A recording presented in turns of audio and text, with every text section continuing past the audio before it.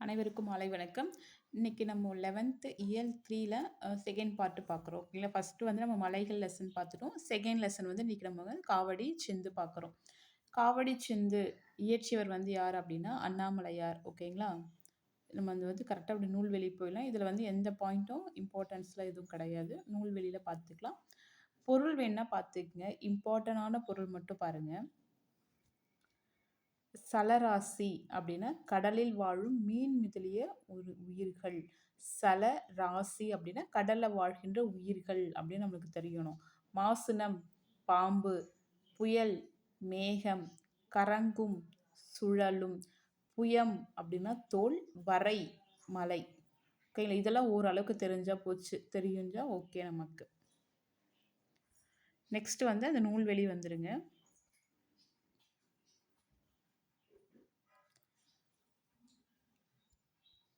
இப்போ இந்த பாடலை இயற்றியது காவடி சிந்து இயற்றியவர் வந்து யார் அப்படின்னா சென்னிக்குளம் அண்ணாமலையார். அண்ணாமலையாரோட காலம் வந்து 19ஆம் நூற்றாண்டு. இந்த காவடி சிந்து பாடல் வந்து எதை தழுவி இயற்றப்பட்டது அப்படின்னா எதன்மா மூலை காரணம் அப்படின்னு பார்த்தீங்க அப்படின்னா அருணகிரியாரின் திருப்புகழ். ஓகேங்களா? அதை பேஸ் பண்ணி தான் அண்ணாமலையார் வந்து என்ன பண்ணியிருப்பாருன்னா காவடி சிந்து இயற்றியிருப்பாரு. நெக்ஸ்ட் இந்த காவடி சிந்துக்கு மெட்டு அமைச்சவரும் இவர் தான். மெட்டுனா அந்த இசை அமைச்சவரும் வந்து யார் அப்படின்னா அண்ணாமலையார் தான் வந்து இசையும் வந்து அமைச்சிருப்பாரு. நெக்ஸ்ட்டு அண்ணாமலையார் வந்து வண்ணச்சிந்து வந்து பாடியிருப்பாரு. ஓகேங்களா? வண்ணச்சிந்து பாடியதால் இவருக்கு வந்து நம்ம என்ன சொல்கிறோம் அப்படின்னா காவடி சிந்தின் தந்தை அப்படின்னு சொல்கிறோம். ரொம்ப ரொம்ப இம்பார்ட்டன்ட். இது குரூப் 2 கொஷினில் கேட்ட ஒரு கொஷின். ஓகேங்களா? நெக்ஸ்ட் இவர் வந்து பார்த்தீங்க அப்படின்னா 18 வயசுலேயே ஒரு அரசவை புலவராக இருந்திருப்பாரு. எந்த மன்னனுக்கு வந்து அரசவை புலவர் அப்படின்னா இருதலாய மருதப்ப தேவரின் அந்த அரசவைக்கு வந்து இவர் புலவராக இருந்திருப்பார். இவரோட மன்னன் பேர் எந்த ஊர் அப்படின்னா ஊற்றுமலை.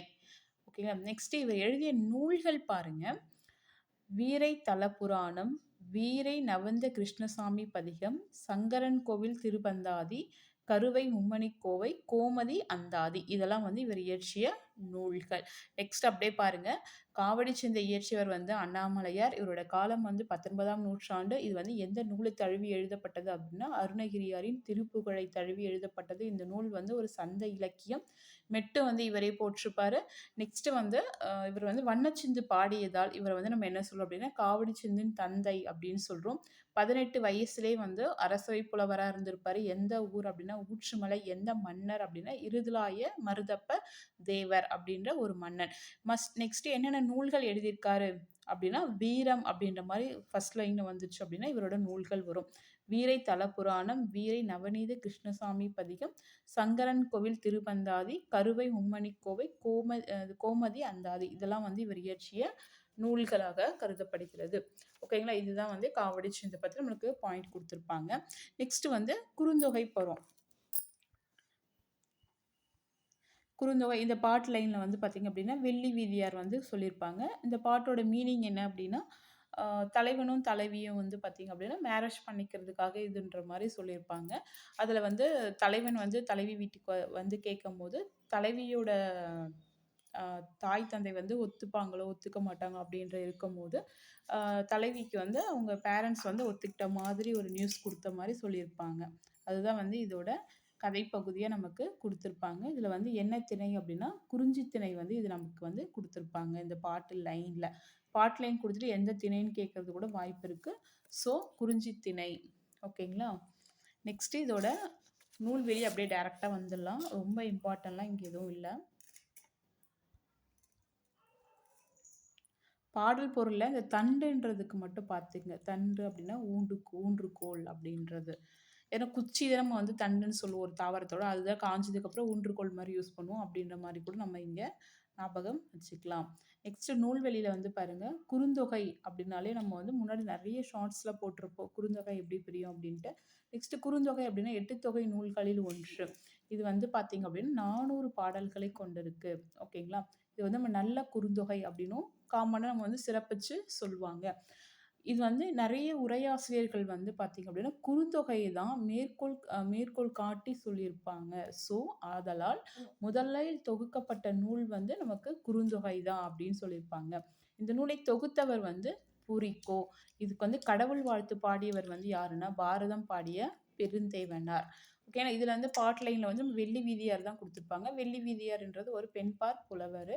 அவர் வந்து பார்த்தீங்க அப்படின்னா 13 பாடல்கள் வந்து சங்க தொகையில் வந்து எழுதியிருக்காங்க அப்படின்றது தான் நம்மளுக்கு இங்கே பாயிண்ட். அப்போ குறுந்தொகை அப்படின்னா 8 தொகை நூல்களில் ஒன்று. இது வந்து அகத்திணையை சார்ந்தது. 401 பாடல்களை கொண்டது. இது வந்து நல்ல குறுந்தொகை அப்படின்னு சொல்கிறோம். இது வந்து எல்லா நூல்களையும் வந்து பார்த்தீங்க அப்படின்னு மேற்கோள் காட்டப்பட்டிருக்கு. ஸோ அது வந்து முதன்மையாக திகழ்ந்திருக்கும் இந்த நூல். அதனால் வந்து முதலில் தொகுக்கப்பட்ட நூலாக இதுதான் கருதப்படுகிறது. இதை தொகுத்தவர் வந்து பூரிக்கோ. நெக்ஸ்ட்டு அதுக்கு வந்து கடவுள் வாழ்த்து பாடியவர் வந்து பாரதம் பாடிய பெருந்தேவனார். ஓகேங்களா. நெக்ஸ்ட் வெள்ளி வீதியார் வந்து நம்மளுக்கு வந்து 13 பாடலுக்கு வந்து சங்க நூல்களில் கொடுத்துருக்காங்க அப்படின்ற கான்செப்ட் வந்து நமக்கு இங்கே தெரியணும். நெக்ஸ்ட் புறநானூறு. அடுத்த ஹெட்டிங் வந்து புறநானூறு வரும்.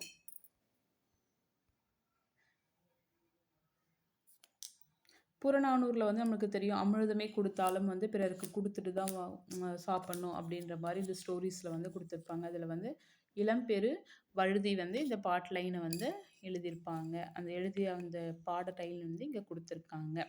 இதில் வந்து மீனிங் வந்து ரொம்ப நமக்கு நல்லா தெரிஞ்சுக்கணும் அப்படின்னா, தாள் அப்படின்னா முயற்சி, மாட்சி அப்படின்னா பெருமை, துஞ்சல் அப்படின்னா சோம்பல். இது 3 வந்து ஓரளவுக்கு நமக்கு தெரியணும். ஓகேங்களா. அது வந்து இம்பார்ட்டண்ட்டாக பார்த்துக்குங்க. நெக்ஸ்ட்டு இங்கே வந்து 2 இம்பார்ட்டன்ட் இருக்கும். இதில் இந்த திணை மட்டும் கொஞ்சம் பார்த்துக்குங்க. ஒரு செகண்ட் கொஞ்சம் இது பண்ணிக்கிறேன். திணை வந்து பாருங்கள், பொதுவியல் திணை வந்து மேக்ஸிமம் வந்து புறநானூறு வந்துச்சுனாலே நம்மளுக்கு வந்து பொதுவியல் திணை வந்து வந்திருக்கும். துறை வந்து பொருண்மொழி காஞ்சி துறை வரும். ஓகேங்களா. அப்புறம் வந்து நேரிசை ஆசிரியப்பா வந்து மேக்ஸிமம் இதில் வந்து ஃபாலோ பண்ணியிருப்பாங்க. நேரிசை ஆசிரியப்பா. இப்போ திணை அதுன்றதெல்லாம் பார்த்துக்குங்க. நெக்ஸ்ட்டு இந்த பாக்ஸில் வந்து கொடுத்துருப்பாங்க மொழிபெயர்ப்பு பண்ணவங்க. புறநானூரை வந்து மொழிபெயர்ப்பு பண்ணவங்க வந்து 2 பேர் பண்ணியிருப்பாங்க. ஹார்ட். ஓகேங்களா. ஹார்ட், என்னோட ஹார்ட் அப்படின்ற மாதிரி ஞாபகம் வச்சுக்கங்க. ஹார்ட் வந்து என்ன சொல்லியிருப்பாரு அப்படின்னா, புறநானூரை என்ன ஹெட்டிங்கில் வந்து பண்ணியிருப்பார் அப்படின்னா, நிறைய சென்டென்ஸ் கொடுத்துருப்பாங்க. நமக்கு பார்த்தது எப்படி ஞாபகம் வச்சுக்கலாம் அப்படின்னா, வெறும் புறநானூறுன்னு ஹெட்டிங் வந்திருக்கும். ஓகேங்களா. And anthology of poems from classical Tamil the Purananuru. Just இந்த வேர்ட் வெறும் புறநானூறுன்னு வந்துச்சு அப்படின்னா அது வந்து ஹார்ட் தான் என்றவர் என்ன பண்ணியிருக்காரு, டிரான்ஸ்லேட் பண்ணியிருக்காரு அப்படின்னு ஞாபகம் வச்சுக்கங்க. ஜியு போப் வந்து எந்த ஹெட்டிங்கில் பண்ணியிருப்பார் அப்படின்னா, புறநானூறும் வரும் ப்ளஸ் புறப்பொருள் அப்படின்ற மாதிரியும் வரும். ஓகேங்களா. அவரோட ஹெட்டிங் பார்த்துங்க. புறநானூறு அண்ட் புறப்பொருள் வெண்பாமாலை அப்படின்ற ஹெட்டிங்கில் வந்து மொழிபெயர்ப்பு பண்ணவர் வந்து ஜியு போப்பு. வெறும் புறநானூறு வந்துச்சு அப்படின்னா வெறும் ஹார்ட் அப்படின்றது ஞாபகம் வச்சுங்க. ஜார்ஜ் ஹெல்ஹார்ட். ஓகேங்களா. இதை பார்த்துக்குங்க. நெக்ஸ்ட்டு முதலில் வந்து இது வந்து பதிப்பித்து வெளியிட்டவர் மேக்ஸிமம் வந்து ஊவேசா தான் நிறைய நூல்களை வந்து பதிப்பிட்டிருப்பார். ஸோ வந்து புறநானூறையும் வந்து அவர் தான் பதிப்பிச்சிருக்காரு. எந்த வருஷம் அப்படின்னா 1894 முதலாக அச்சில் வந்து வெளியிட்டிருக்காரு. ஓகேங்களா. இந்த பாயிண்ட் வந்து ரொம்ப இம்பார்ட்டண்டான ஒரு பாயிண்ட். Year important. 1894. நெக்ஸ்ட் அப்படியே நூல் வெளியில் வந்துடுங்க. புறநானூறுனா நமக்கு தெரியும், புறத்திணையை சார்ந்த ஒரு 400 பாடல்கள் நம்ம என்ன சொல்கிறோம் அப்படின்னா புறநானூறு அப்படின்னு சொல்கிறோம். இது வந்து அகவர் பாக்களால் ஆனது. இதில் வந்து சங்க காலத்தில் ஆண்ட அரசர்களை பற்றியும் மக்களின் சமூக வாழ்க்கையும் பற்றி பாடுகின்றது தான் வந்து நம்ம வந்து புறநானூறு அப்படின்னு சொல்கிறோம். ஓகேங்களா. இதில் வந்து காமனாக நிறைய பேர் வந்து பெருவழுதி அப்படின்றது இருப்பாங்க. பாண்டிய மன்னர்களில் வந்து நிறைய பேருக்கு வந்து பெருவழுதின்னு பேர் இருக்கும். ஆனால் இவருக்கு வந்து எப்படி இளம் பெருவழுதி வந்துச்சு அப்படின்னா, இவர் இளமையிலேயே வந்து நிறைய கலைகளை வந்து கற்றுருப்பாங்க. ப்ளஸ் அரிய பண்புகள், அந்த பாசமாக இருக்கிறது, அன்பாக இருக்கிறது, நேர்மையாக இருக்கிறது, அது மாதிரி நிறைய கேரக்டர் இவர்கிட்ட இளமை காலத்திலே இருந்ததுனால இவரை வந்து நம்ம வந்து இளம் பெருவழுதி அப்படின்னு சொல்லிட்டு மக்கள் வந்து இவரை அழைச்சிருக்காங்க. அப்புறம் கடற்பயணம் மேற்கொண்டிருக்கப்போ இவர் வந்து இறந்துருவார். ஸோ கடலுள் மாய்த்த இளம் பெருவழுதி அப்படின்ற மாதிரி இவரை வந்து அழைக்கிறாங்க. இவர் எழுதிய பாடல்கள் வந்து பாருங்க ரொம்ப இம்பார்ட்டன்ட். புறநானூரில் வந்து ஒரு பாடல் பாடியிருக்காரு. பரிபாடலில் ஒரு பாடல் வந்து பாடியிருக்காரு. ஸோ இதெல்லாம் வந்து நமக்கு ரொம்ப இம்பார்ட்டண்டான பாயிண்ட்ஸ். ஓகேங்களா. அடுத்து வந்து பார்த்தீங்க அப்படின்னா வாடிவாசல்.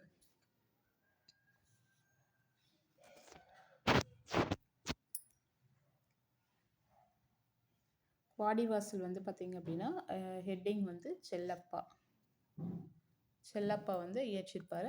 இதில் அப்படியே ஜஸ்ட்டு அந்த ஏறு தழுவுதல் பற்றி தான் சொல்லியிருப்பாங்க.